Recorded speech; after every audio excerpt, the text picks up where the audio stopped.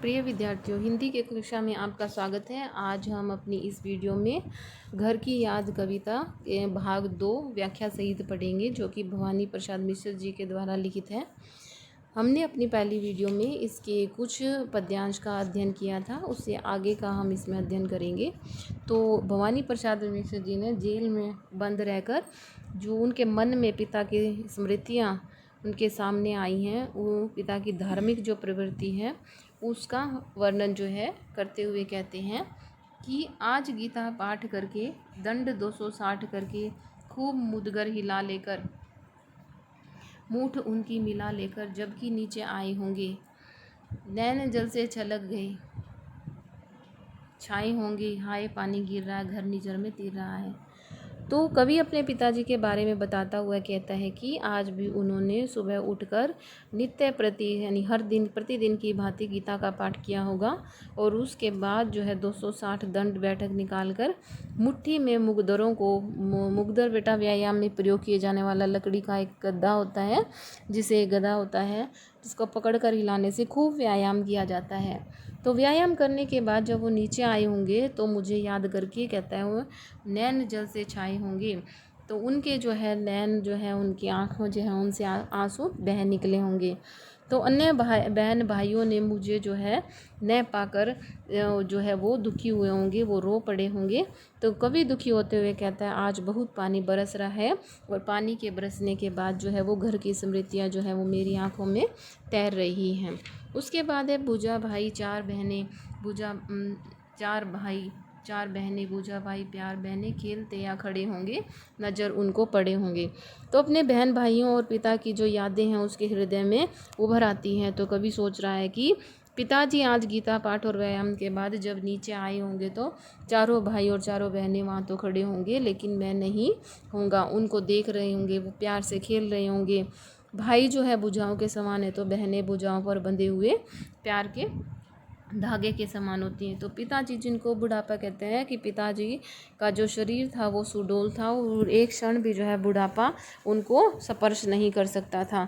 उनमें युवाओं जैसी शक्ति और उत्साह, और अपने पांचवें पुत्र को वहाँ पर ना पाकर वो रो पड़े होंगे और पांचवें पुत्र को याद करके उनका जो हृदय है वो दुखी हो गया होगा और उनकी आंखों से आंसुओं की धारा बह निकली होगी। तो पांचवा मैं हूँ अभागा, जिसे सोने पर सुहागा, पिताजी कहते रहे हैं, प्यार में बहते रहे हैं। तो कहता है कि कवि जो ये यादें हैं वो कवि के मन को आहत करती रहती है, दुख पहुंचाती रहती हैं। तो उन्हीं यादों का कवि जो है वो वर्णन कर रहा है।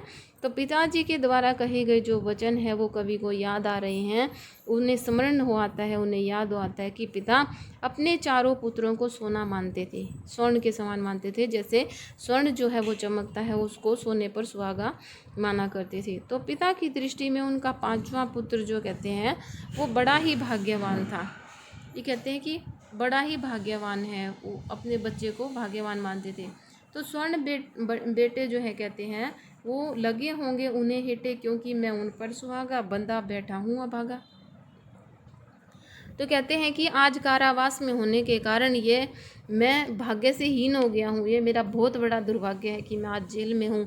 और खुद को अभागा इसलिए मानता है, वो क्यों मानता है, ठीक है, वो खुद को बहुत अभागा मानता है। कहते हैं आज उनके स्वर्ण के बेटे बंधा बैठा हूँ मैं अभागा। कि पिताजी ने जब अपने चारों पुत्रों को देखा होगा और जब पांचवा पुत्र याद हो गया होगा तो सोने के समान लगने वाले चारों पुत्र भी उन्हें तुच्छ लगे होंगे। जैसे सोने पर सुहागा कहे जाने वाला पांचवा पुत्र खुद जो कवि है वो भाग्यहीन बनकर जेल में बंद है। तो यह सोचकर जो है पिता को बहुत कष्ट हुआ होगा।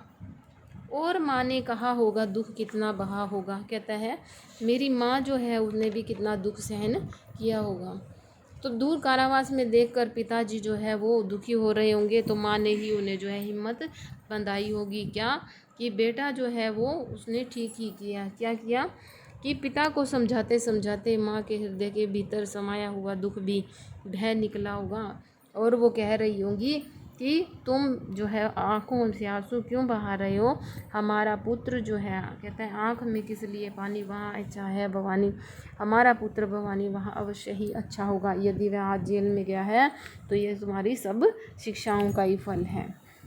तो अब बेटा मैंने इस वीडियो में इस भाग 2 की जो है पद्यांश की व्याख्या की है। इससे आगे के पद्यांश का अध्ययन करने के लिए अगली वीडियो देखिएगा। अगर आपको ये वीडियो अच्छी लगी है तो इसे लाइक और सब्सक्राइब कीजिएगा। धन्यवाद।